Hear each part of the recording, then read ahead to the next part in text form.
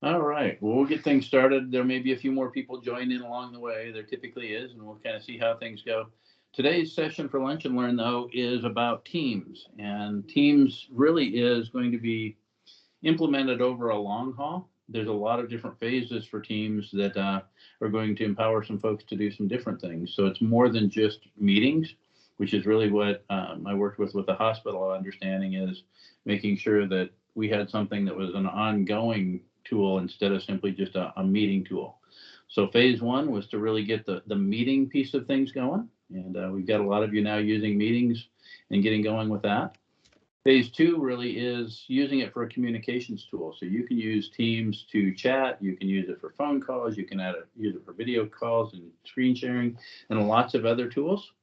And it goes a long way into a lot of different places. So wanted to kind of get moving into that next phase and really using it with communication.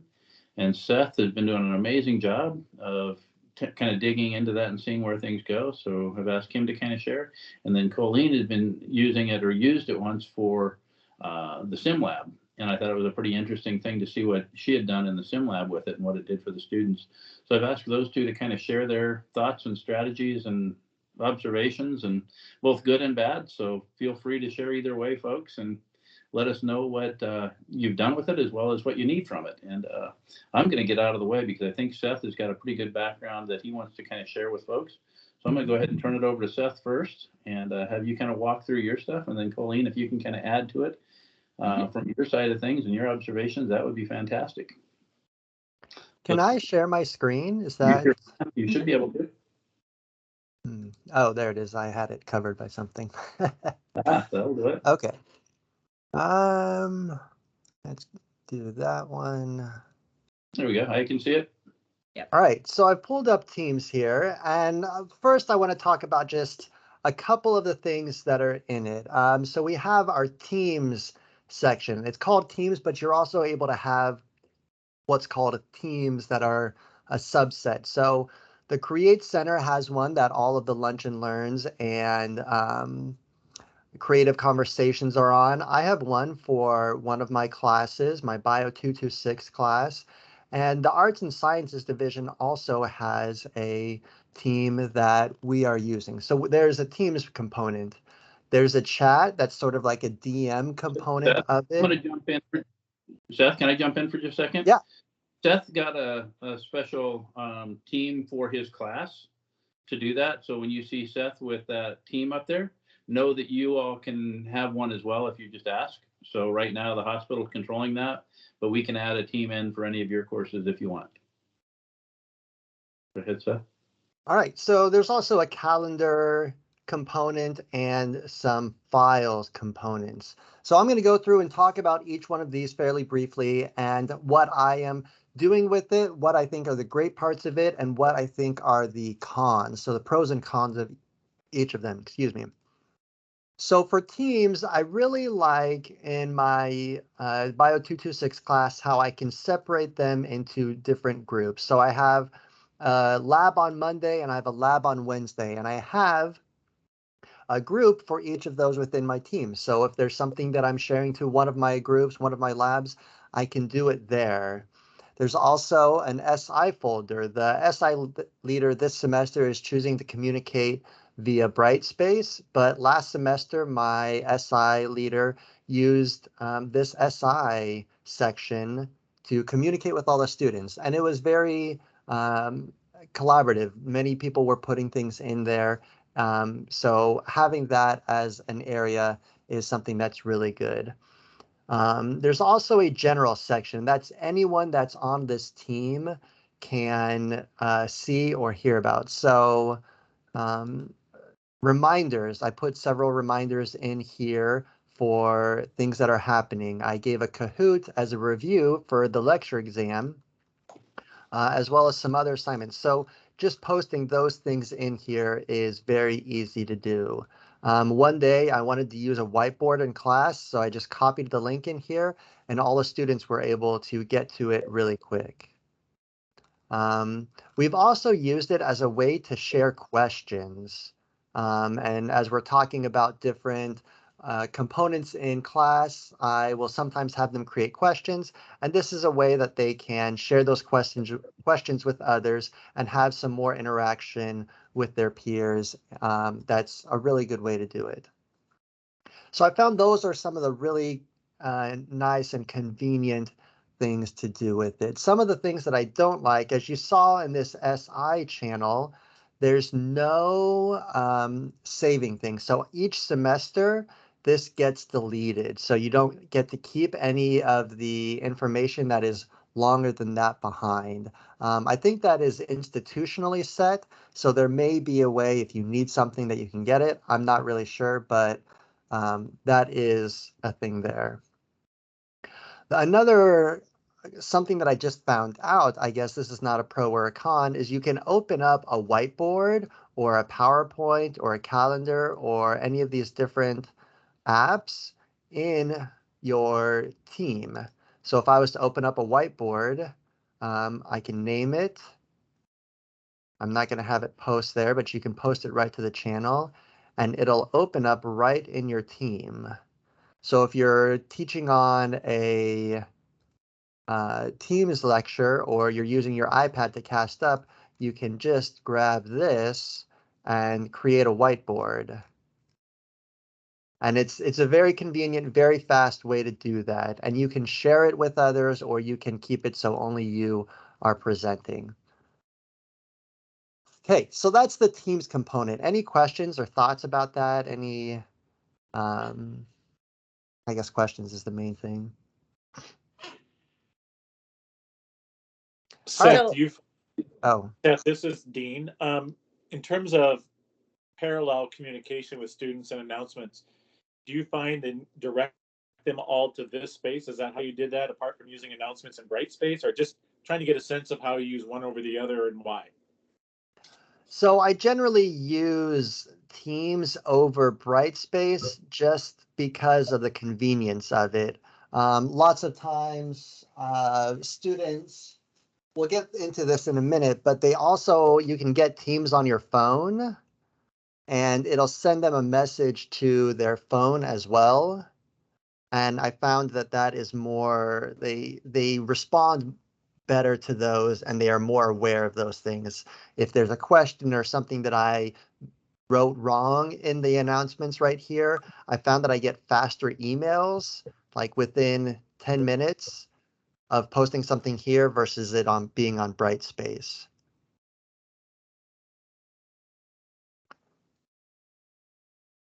So that's my rationale for Teams over Brightspace for those types of announcements. Can I ask a question, Seth? This is April. Sure. What is the benefit to having your icon there? Like, you know, we have one for arts. Is that its own channel? What is the benefit to asking the health system for that?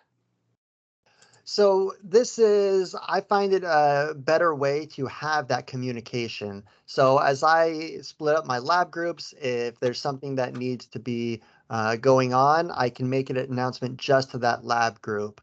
I haven't quite got them to be fully invested in communicating on here and saying, I'm in this group, let's work on it at this time. You know, I have some of that communication, but keeping that separate between classes makes it much easier much better in my opinion.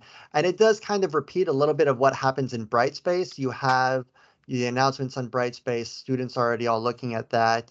I just found that students are a little bit more reactive to my announcements here. Okay, and how do you connect the students to that? Or like I have the same class but two different sections. Would that be a problem? You can set it up however you want. You can, if you wanted to have a general, set up just one team for your class and have each section be a separate group, you can add them to it. What I do is I got this team last semester when I was in teaching Bio 225, and I just clicked on, I'm on a computer. So a lot of this is available on the iPad, but what you see here will be available on a computer, a PC. So I can add channels, add members, or manage it. So these are all the students that currently are in the class. If I wanted to get rid of one or move it out because they dropped my class, whatever it is. Next semester, I'm going to have new students. I would remove all of these people and just add in new ones. And as you add in new members, it goes based off of the Microsoft Outlook. So if I wanted to just add someone, I put you in and you're right there. And there's several college students. There's all sorts of different things. If I wanted to add Dean Monternock, I could do that as well. So it's based off of their Outlook email. So if they have an email from the college, they'll show up on this. So they're manually added and removed by email. That's correct. Yeah. Okay, thanks. Which does add a little bit to setting up each semester. That's true. I guess that's another con, but I found that it's much more convenient. Okay. Any other questions? Yeah, Seth, this is Lane. I used this for a class for my first years this past fall, and then I'm going to use it for an upper division class that they're in next fall. Is there an easy way to just like copy from the list from one class to another? Do you know? I'm not sure. I don't know. I don't know is the answer. I don't know of one, but there may be a way, but I'm not sure. What we discussed, Lane, was possibly just renaming the team or renaming the section. So you could rename the team to the next year's class. That way you're not moving everybody. And all of them would stay in the same structure and be ready to go. And then add a new team in for the next year's class. Okay, thanks. Yep. And that's exactly what I did with so I taught Bio 225 last semester with many of these same students. I just changed the name, added in the students that were different, and removed the students that were in a different section now. So it was fairly simple to do from semester to semester in that case. Now, as I go to 225 again in the fall, this will be, I guess, 226 again in the summer. This will require a little bit more work to add in all the different people, but yes, it is possible to do that. Okay, any other questions about this part? Do you find that students are more responsive to this than an email? Yes, and actually that leads into the next part, which is the chat section.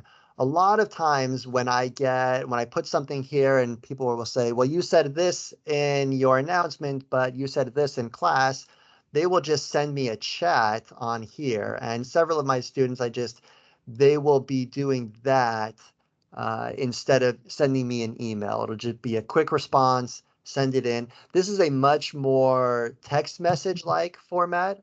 This is not an email. This is not anything of that sense. It's much more relatable, like a text message. So I found that this is something really convenient that students like. And this is where I will mostly get students having contact on their phones. As I've asked students how they respond to these things, most of the times they see it on their phone and they'll pull out their iPad and do something on it, or they're studying something different and they will get the notification on their phone and then respond to it on their Teams. So I found that even if they don't respond here in the Teams part, I get a lot of faster response here than emails. I might get an email about something that was wrong, but this is where I will get most of my comments. There's a problem here. So I guess other things that are in this about the chats, I've had a couple of students that were out for COVID and other sicknesses, and we ended up having a Teams meeting so that they could follow along. And there was 2 students out and they were able to communicate. When I would ask a question to the class, they would use this chat that came from a Teams meeting, and talk to one another, and they could see it afterwards. So this is another benefit of this chat feature within Teams, which I found really good. although this does delete, I think after 20 days, you also get a lot of notifications. And if there's a lot of notifications, that can be annoying, but you can manage those. It's really easy to turn those off. So not so much of a con, just more of a technology issue you have to be up on with. Other ththings within the chat. I like that lots of times students will just ask me questions if there's something going on, and it just, we can have a quick conversation about it. The best thing that I've seen come from this chat feature is up on the right-hand side. You can go directly from a chat into a video call or an audio call. And this has helped me. A student said, well, I can't see the test that I'm supposed to be taking or the quiz. In my case, it was a test. So we did a simple video call, and I was able to help them navigate to where they needed to be on Brightspace so that they could see where the test was. And it was a simple, we were chatting in here, we hit this, the call started, and it went very smoothly. So there's a very smooth transition from chatting with someone with this feature to being able to have a call, whether it's a video or audio call. And I think I've even talked with Becca Bucher once that we had a meeting set up, but I forgot to set a meeting. So I just gave her a quick call on here, and we ended up having our meeting real nice and easy. It was very smooth and easy to do with this format. And this format is also available on the iPad. It's just an easy touch to get done. And I think that's it for the chat portion. Any question about this chat section?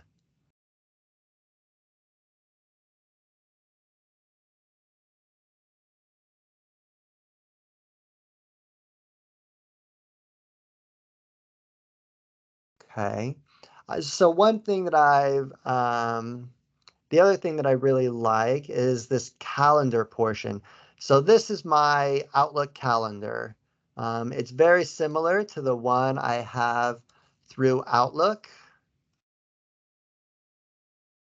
It's all the same information, all the same meetings. It's just, oops, in the Teams app. So I can join a meeting. You can see here, we're in this Lunch and Learn. When I'm ready to join it, I can just hit join. I don't have to open up my Outlook. I don't have to go try and find it on my calendar. It's right here, nice and simple. It's same thing with any of the other meetings that I have. If there's a Teams meeting set up with it, it's right there. You can add meetings from this feature in the Teams app, but it is more robust within the Outlook app. But it is available here, and it's very nice. I like being able to use this. When I joined this meeting today, I joined through here. I didn't join through my Outlook calendar. You can also create a calendar for a channel. So when we're in our teams and I go down into this, I can create a calendar through this.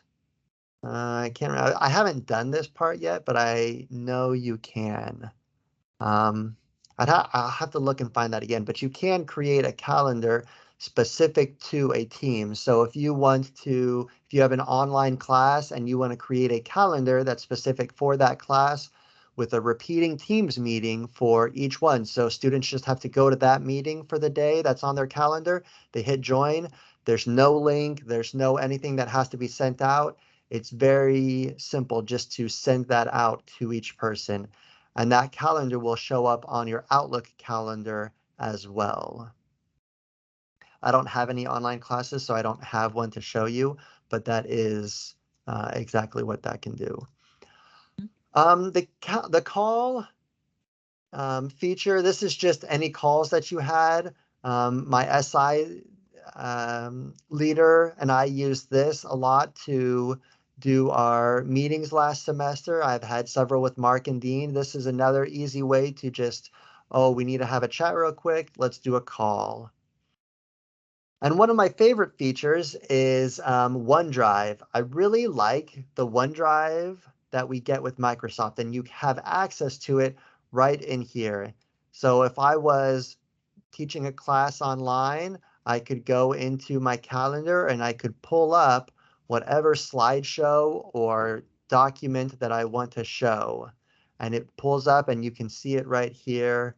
I can present it. It's all done via this Teams app. So this is another way, if you don't want to just share screen and have it be the whole screen, you can do it this way. You can also share those files. Let me get out of here. If I wanted to share a file and send it, I could send it. I could just go in here, and if I wanted to share one of these files, actually the way I usually do it for Mark, my outline that I sent, I just went in here, I attached my file from OneDrive, and I sent it to him. You can see it right here. This is the outline that I had, and this is how I will share often the files. My students have given me, I give them free response questions to send, and I will give them their response the same way. If they send it to me in Teams, I'll just put it into a Word document and send it back to them. And it's a very easy, streamlined way to have this communication that's outside just a normal meeting. I am communicating on a chat feature. I am sharing files. So all of these are all my favorite features that I use consistently. There are some other features that I don't generally use. This activity feed, I don't know if I've ever, I don't use this. And I tell my students, this is not something that it's all get jumbled together. So I don't generally use this. I keep to a chat. If I'm talking with a student, I'll just open up that specific chat. I'll look for it and open it up and do it that way. I don't generally use this activity feed. Some people may use it. I have not found it to be something helpful to me. Any questions? I feel like I ran through that really quick. Seth, Yeah. have you ever run into a limitation as file size when you're trying to share files that way? I know with email, that's a big challenge. I have not, because I haven't sent any large files this way. So I haven't, because I've just been sending like short Word documents. So I don't know. Generally, I would not see any, I don't think there would be an issue with this, because you're sharing it, you're not sending a physical document to them. So when I shared this Word doc with you, it did not send you a copy of that. It sent you something that you could open that was linked to your OneDrive. So it's not, I don't think you will have size limitations. So there actually is, but it's so huge that nobody should run into an issue with sending a file size of any size. If you do, Okay. let me know, but I want to see what you sent, because it's a huge limitation. The other piece that's really cool about that is Seth and I could open up the Lunch and Learn document, and both of us could work on it collaboratively, much like you do with Google Docs, but it's all within the system. So it keeps the hospital a little happier with our security, working within their environment rather than Google. But it makes it really simple to open. Seth and I can be on the same document at the same time by just sharing the file that way. Can I ask a question? This is April. Just related to what Mark just said regarding security. I was just thinking of FERPA. I mean, if I share a document to one of my students, can the rest of the class see it? Or no? So it depends on where you share it. If you share it in one of these Teams folders, then anyone that's in that team can see it, yes. If you share it in a chat, then only the persons in that chat can see it. So with this one with Mark, only Mark can see this one. This chat, I had 2 of my students in it. So if I was to share something here, both of them could see that document. Okay, thank you. In Teams, when I sent out this Kahoot, everyone can have access to it because it's shared in the general folder. So everyone could see it. Okay, wonderful. If if we have time after Colleen's presentation, I would love to see that collaborative feature on a shared document, because with groups that students need to do it or we want to do it together, I'd love to see it if time permits. Great. If there's no other questions, that's what I have. So I will stop sharing my screen and hand it over to Colleen. All right. So thank you. I'm going to go ahead and share my screen. And some of the items that Seth had talked about, I used as well. But in the Nursing Arts Center, go ahead and pull up. This is what I needed to see. Are you able to see my channel that Mark had created? Yep. Hey, Colleen, this is Amy. Yep, I see it. Hey, Mark, we're getting some feedback from your mic. Can you mute? That would be great. Thanks. All right. So since we want to keep everything on time, but so Mark created a NMC simulation lab, and this is something that Mark had kind of approached me about in how we can help facilitate communication in the simulation center. So typically when we have simulation, we'll have 1 or 2 faculty in the control room, and we like to have a third faculty, if we have it, in the room, in the viewing room with the students. And we're getting some feedback from students saying it's kind of hard to understand. We're not quite sure what they're saying. And so Mark kind of approached me about using Teams to keep the students engaged. And so what you see here is our beta test of an adult sim lab that we did back in November. And this is a very in-depth discussion. But what I had done, just kind of in interest of time, is open up a Word document and kind of to protect FERPA for students.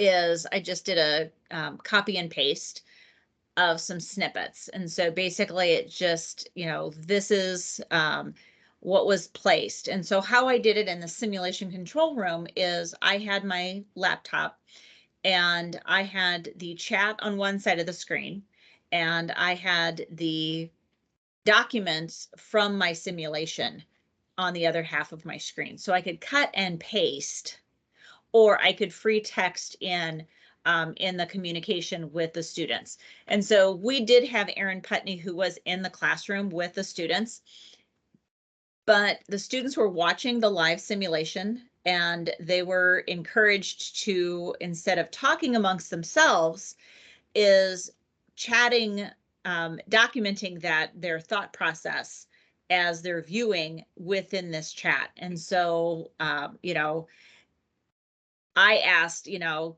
hey, did you notice, did they check the 5 rights? Would you give love knocks in the back of the arm? You know, it's just questions that Erin and I were able to prompt to them, that the students were able to ask, hey, what should we do? And a little bit further, Erin was prompting them to go out and search the internet and post an image of something that came along in the simulation. I was able to share lab. So again, when I had the original document of the simulation, I was able to cut and paste a summary of what the doctor's visit or the doctor's phone call was going on. So that way the students in the viewing room could hear what the provider was telling the students over the phone. And normally that is lost. And so the students in the viewing room don't know what the provider is telling the students. So we're able to see those labs real time, and the students in the viewing room are able to critically think along with the students in the simulation room as far as walking through those. This also gives us a documentation of really kind of what went on in the simulation for debriefing. And so again, you know, encouraging the students who are in the viewing room to do the dosage calculation that their peers are doing in the simulation. I did touch base with the students after, we approached them and saying, hey, this is a pilot. And the students had phenomenal feedback. They thought it really helped them stay engaged. We do have some kind of more work to do with students as they get used to working with teams. We had a lot of little conversations versus kind of one linear conversation. So it's something that we're going to be investigating future to use in the future. The ease of it for us is there was nobody for me to enroll. I just created the meeting in my channel and I emailed it to the students and they joined. So there was no students to enroll, disenroll, whatever. And then on the channel, I'm able to close students' ability to access a chat. So that way they no longer have access. And so that's how we're kind of controlling the privacy, because we don't want students to have access to what's going on in the simulation, because we want to be able to reuse simulations over and over. So we want to keep what happens in simulation stays in simulation. And so we don't want that out. So that's one of the ways that we're trying to work around it using Teams. Sorry, that was a real quick summary of what we're doing in the Sim Center.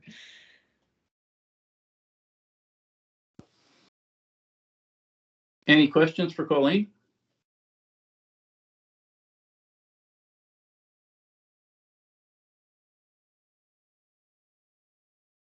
What I saw, oh, go ahead. Sorry, this is Lindsay. Colleen, I love that you piloted this, and I look forward to using this in the future with unfolding case studies from group to group. And as you know, with ACE, we have our larger groups. So I think this is fantastic. Can't wait to do it. Yeah, it's one way. We were blessed to have the faculty in the room, but if we only have 2 faculty to run the sim and we have nobody in the classroom, that way we know that there is some engagement going on in the classroom, even though there's not a faculty in the classroom with the students. Because we'll see their engagement. I was up in the viewing room and I thought it was fantastic. The engagement level that I saw was incredibly cool, just to see how the students jumped in to go. One surprise for me, though, was that I kind of expected each student would sit at their iPad and engage that way. And what I saw were groups of 3 or 4 students, each kind of working in a little group and one person responding. So I know Aaron got thrown by it at first because one of the students that was down in the sim lab at the time was responding on the Teams chat, and Aaron was wondering what was going on. And it was a group that she was in using the student in the sim lab's iPad. So she was responding, but the engagement level that I saw was absolutely incredible. They were jumping in. There was one spot where one of the students asked about how to cable a piggyback IV, and Aaron was able to jump in while Colleen was working with the sim folks and show an image of this is what it looks like. And actually, this is what it looks like when it goes bad, too. So what do you need to look out for? But it generated a ton of conversation back and forth. Yeah, we were talking about IV infiltration, and if you did not check your IV compatibility, and Erin did happen to have a picture of what an IV incompatibility looked like. And so she was able to share it with the team. And so utilizing those files, if you know that, you can just have those files on your OneDrive just to upload into the conversation.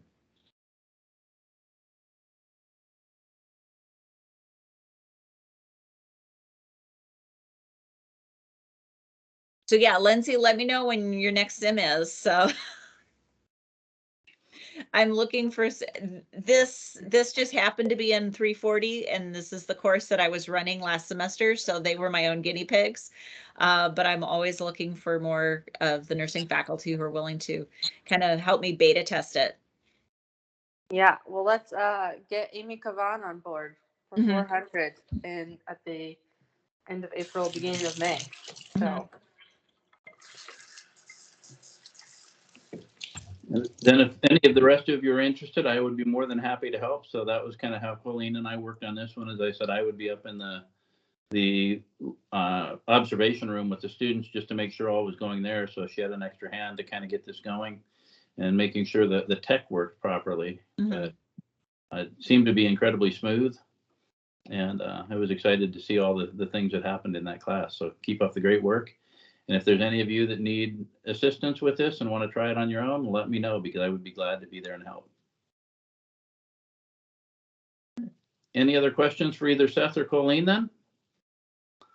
Lots of great tools within Teams, incredible resources that we can use in a lot of different ways. So think creatively about how you can leverage that in your class.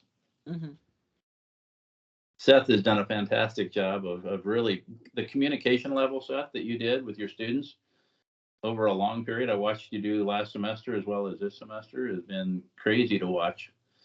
And what I like about it is you still need Brightspace and still need to use Brightspace for those static things and the class structure. Don't try to replace that piece with Teams. Stay in Brightspace for your class structure and all of the things that are kind of that static piece. But what I saw that I thought was amazing for Seth was those instantaneous, okay, I need to talk to students and get this announcement out now. I need to generate some conversation here that's maybe outside of a type of dialogue or those kinds of things. It was really handy just to watch the real-time communication go on with your classes. So keep up the great work. And it's really good. Like a lot of people will use like a group me and just send out like a code to have everybody join. You can do the same thing here. Just send out a link and have them join this, and then everything is so connected and so streamlined. It's really great.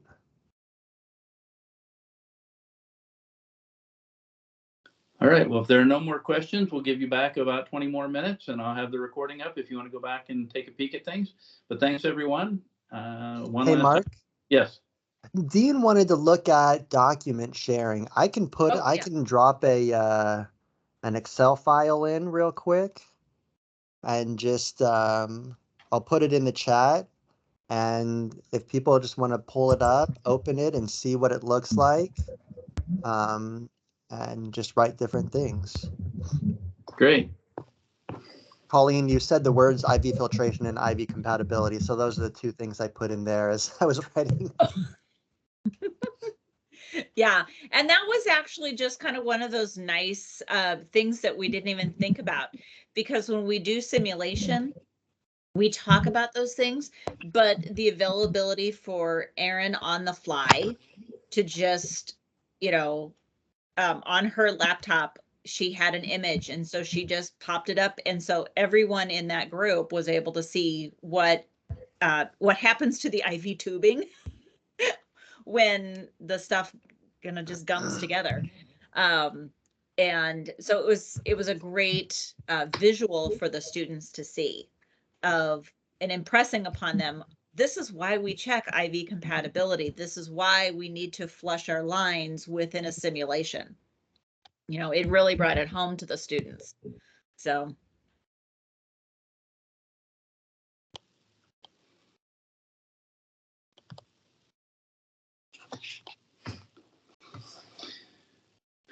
Yeah, so you can just open that file right from the chat then, and you can go ahead and add your comments and pieces right into that file. Yeah.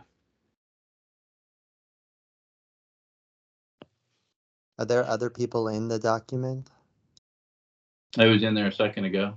Oh, okay. And if you see it on your screen, you go ahead and have to click the little pencil in your on the iPad anyway. I think it might say edit document on a PC. And there's a pencil in the upper right to go ahead and edit your document.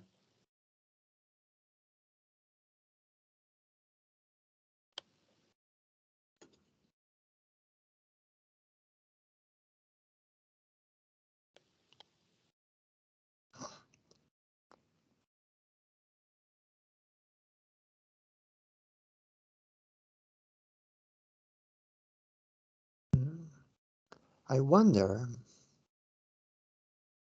No, you can't.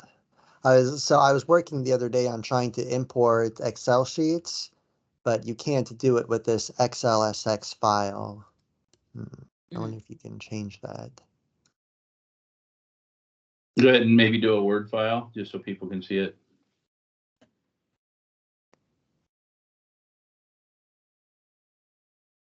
Wait, say what? Do you want to try a Word file instead, or you good? Oh no, it's fine. It was Oh. just another thing. Oh, another thought. Okay. Yeah. Okay. I don't know how long people want to. We should keep this open for people there. I just thought it might be. That was something that Dean had mentioned. So Thanks. Seth, I'm my having trouble iPad accessing says- it. you can't access it. Yeah, I'm in it. my iPad says I can't edit it. Right, right. Me too, saying. It's like The create? In Excel.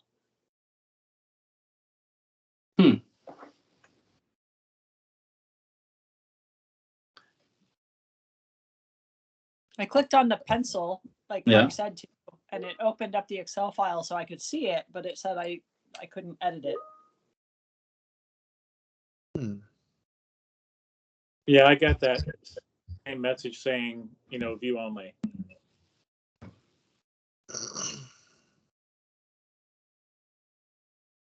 Seth and I may have some work to do there to find out permissions then, because I know you, Seth, you're using it in your class pretty regularly, aren't you? Yeah. Yeah, I am. I've never actually had that problem. I wonder if I've done something in the create side that I closed down those permissions. So I'll dig a little deeper. But I know Seth is using. Can you hear me, Mark? Yeah. It says this account does not allow editing on this device. So maybe I don't know. Maybe I have to. It's on my iPad. Seth, I was able to open your the Word or the Excel doc. Mm-hmm. Are you on a It just says desktop? practice here IV infiltration, IV compatibility. Are you on a desktop? I am. So I wonder if it's an iPad versus desktop issue. Yeah, it was listed under the chat for this and yeah, I got Amy's comment about the feedback from the mic. Seth, you posted the collaborative work practice XLX. Can you add to it, Colleen, yourself?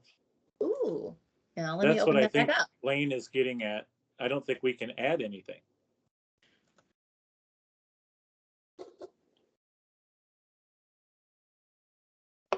Yeah, this is Lane.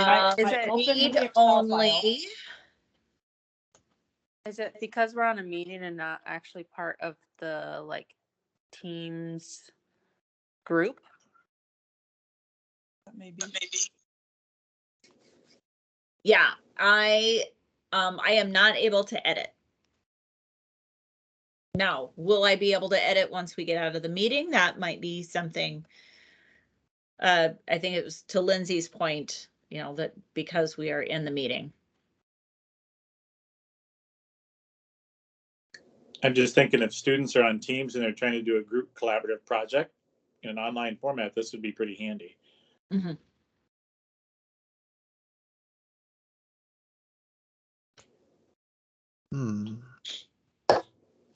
Okay, I will look into that and see what is why that's not doing it.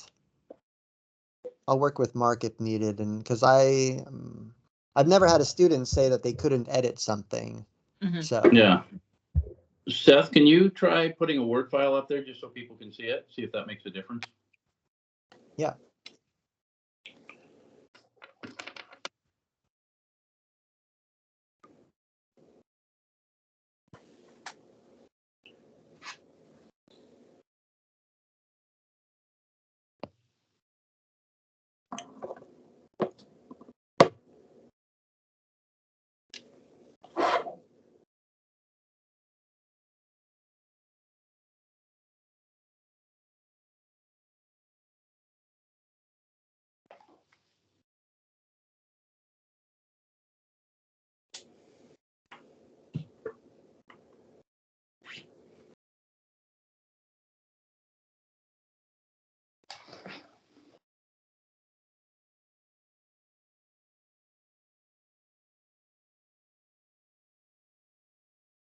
I've shared the a Word doc now.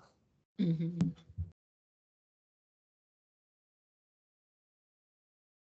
No, it showed up there. Okay.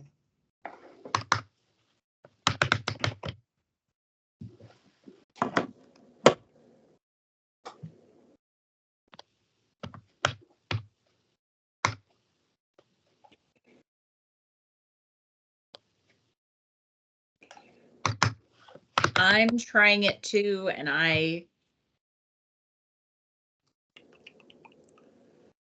Mine says read only. You don't have permission to save changes to this file.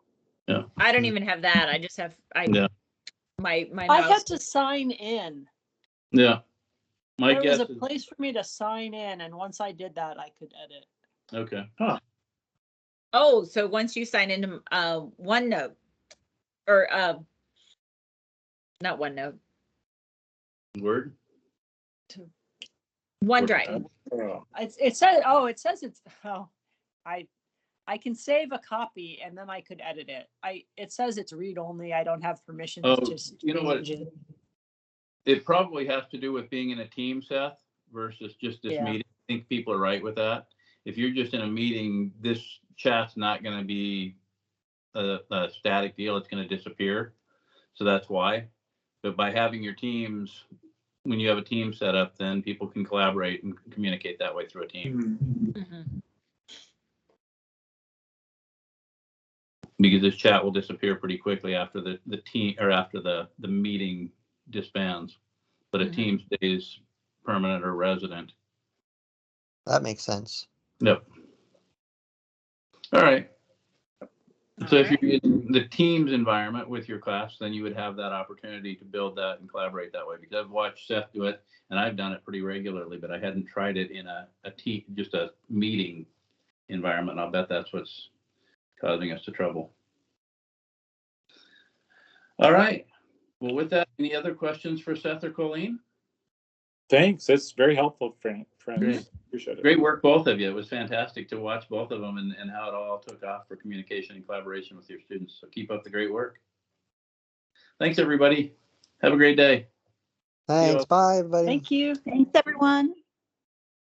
Thank you.